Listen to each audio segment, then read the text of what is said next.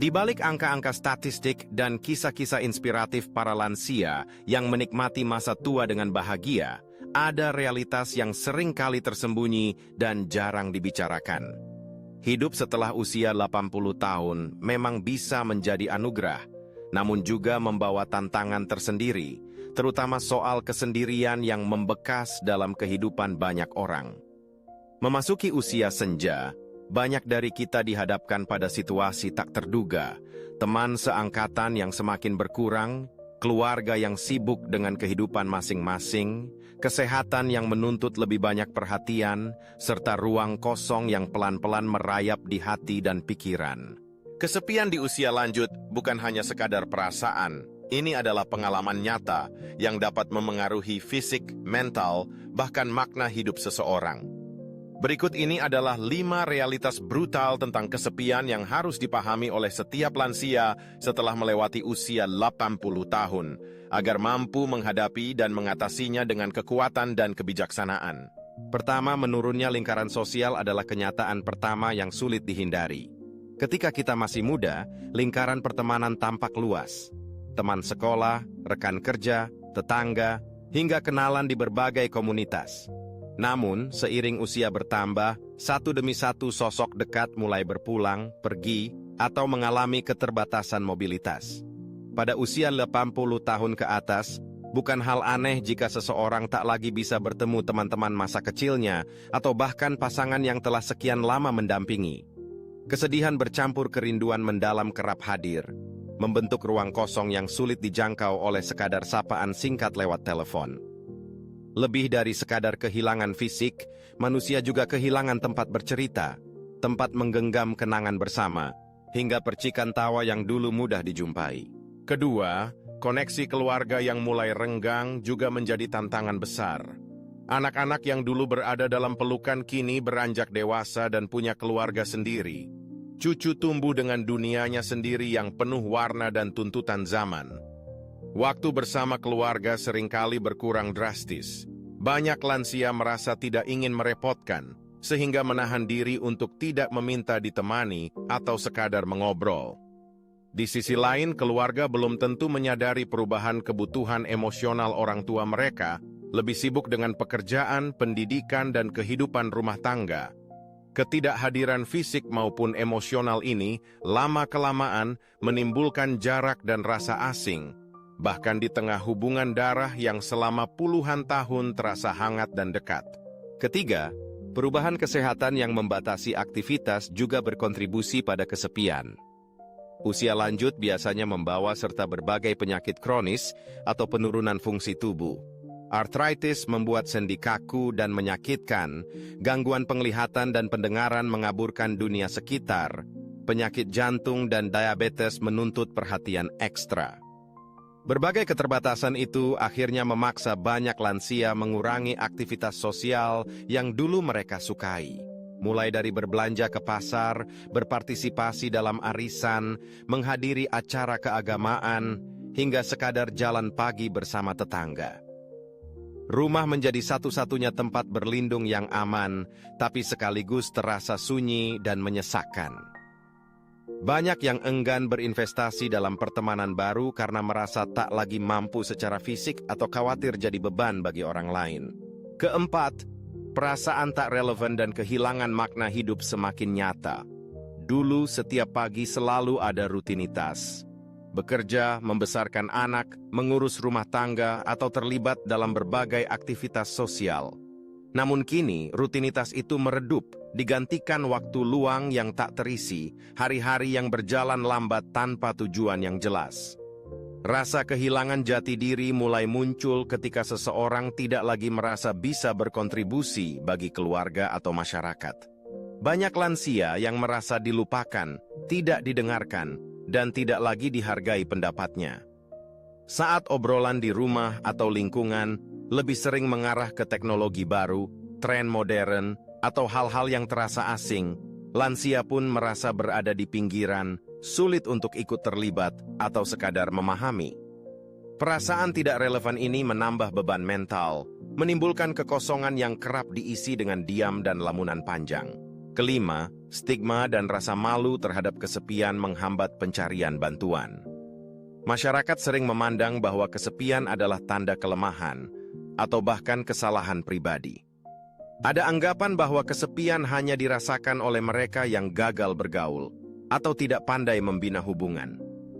Inilah mengapa banyak lansia enggan mengakui rasa sepi yang dialami, bahkan pada diri sendiri. Mereka menutupi luka batin di balik senyum lebar ketika dikunjungi keluarga atau menjawab baik-baik saja setiap kali ditanya kabar.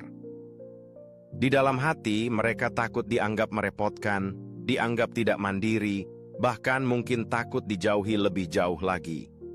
Akibatnya, mereka tidak mencari bantuan profesional, gagal mendapatkan dukungan yang bisa mengurangi beban psikologis, hingga lambat laun jatuh pada jurang depresi, kecemasan, hingga penurunan kesehatan secara menyeluruh. Memahami kelima realitas ini bukan berarti hidup harus dilalui dengan kepasrahan total. Mengenal dan menerima tantangan merupakan langkah awal untuk mengatasinya. Penting bagi para lansia untuk menyadari bahwa kesepian bukanlah takdir yang harus diterima begitu saja, melainkan tantangan yang bisa dihadapi bersama. Berikut beberapa cara yang bisa ditempuh untuk mengurangi, bahkan melampaui rasa sepi di usia senja. Pertama, buka diri pada kemungkinan pertemanan baru. Meskipun membangun hubungan baru di usia lanjut terasa sulit, bukan mustahil untuk terjadi. Banyak komunitas lansia, kelompok keagamaan, hingga pusat-pusat aktivitas yang menawarkan ruang aman bagi para lanjut usia untuk berkenalan dan berbagi cerita. Aktivitas seperti kelas senam ringan, kelompok membaca, atau perkumpulan kerajinan tangan bisa menjadi pintu masuk untuk membangun koneksi baru. Di beberapa tempat, kelas daring mulai banyak diikuti para lansia, memanfaatkan teknologi sederhana untuk menjangkau dunia di luar tembok rumah mereka. Kedua, manfaatkan teknologi sebagai jembatan komunikasi. Tidak semua lansia terbiasa menggunakan ponsel pintar atau komputer, namun dengan sedikit pelatihan dari keluarga atau tenaga relawan, perangkat ini bisa menjadi sahabat baru. Video call, grup pesan singkat, dan jejaring sosial dirancang semakin ramah untuk segala usia. Banyak lansia yang kini rutin mengikuti panggilan video dengan anak dan cucu, bahkan mulai menulis di blog atau media sosial sebagai sarana berekspresi. Dunia digital, jika dipelajari bersama-sama, bisa menjadi alat luar biasa untuk mengurangi kesepian. Ketiga, jangan ragu terlibat dalam aktivitas relawan atau memberikan kontribusi sosial. Banyak anak muda atau organisasi yang membutuhkan pengalaman dan kebijaksanaan para lansia. Membantu di taman bacaan, menjadi narasumber di sekolah, hingga sekadar membagikan pengalaman di lingkungan sekitar, dapat mengembalikan makna dan kepercayaan diri. Lansia yang aktif dalam kegiatan sosial umumnya lebih bahagia, merasa hidupnya bermakna, dan tetap menjadi bagian penting dalam komunitasnya. Keempat, bangun komunikasi terbuka dengan keluarga. Tidak selamanya anak atau cucu memahami perubahan yang terjadi pada orang tua mereka. Bicarakan kebutuhan akan kehadiran, perhatian, dan waktu bersama. Libatkan keluarga dalam aktivitas sederhana, seperti memasak bersama, berjalan pagi, atau sekadar menonton acara favorit. Kebersamaan yang terbangun dari komunikasi jujur dan saling pengertian akan mengurangi jarak emosional yang sebelumnya terasa begitu dalam. Kelima, jangan ragu mencari bantuan profesional saat merasa benar-benar terjebak dalam kesepian. Konselor, psikolog, hingga terapis keluarga semakin tanggap terhadap kebutuhan para lansia. Berbicara dengan tenaga profesional tidak hanya membantu menemukan solusi, tapi juga memberikan rasa dihargai dan dimengerti. Dukungan ini terkadang menjadi titik balik yang membuka kembali lembaran hidup dengan semangat baru. Perjalanan setelah usia 80 sejatinya adalah fase refleksi, kedewasaan, dan peluang untuk menemukan kembali makna hidup. Kesepian memang pahit, tetapi bukan berarti tak bisa dilalui. Setiap langkah kecil untuk membuka diri, menerima perubahan, dan menjalin hubungan baru adalah bentuk keberanian yang luar biasa. Jangan pernah meremehkan kekuatan sebuah senyuman, sapaan, atau secangkir teh bersama di pagi hari. Hal-hal sederhana ini kadang menjadi penawar dan pengingat bahwa hidup tak pernah benar-benar sendiri. Untuk keluarga dan generasi muda, ada tanggung jawab moral untuk lebih peduli. Jangan biarkan orang tua atau kakek nenek Anda terjebak dalam dunia yang senyap. Luangkan waktu, dengarkan cerita mereka, hadir dalam kegembiraan dan duka mereka. Tanyakan kabar mereka bukan sekadar formalitas, tetapi dengan niat untuk benar-benar mendengar. Kesepian adalah masalah bersama yang hanya bisa diatasi dengan kolaborasi lintas usia. Tekanan dan godaan zaman modern memang berat, tetapi waktu yang dimiliki keluarga bersama para lansia sangatlah berharga. Tak bisa diulang atau digantikan dengan apapun. Tak ada kehidupan yang sepenuhnya terbebas dari rasa sepi, namun lewat penerimaan, kerendahan hati, dan semangat saling peduli, usia senja dapat dinikmati dengan indah. Di balik tantangan berat, tersembunyi kekuatan dan kebijaksanaan yang hanya bisa lahir dari pengalaman panjang.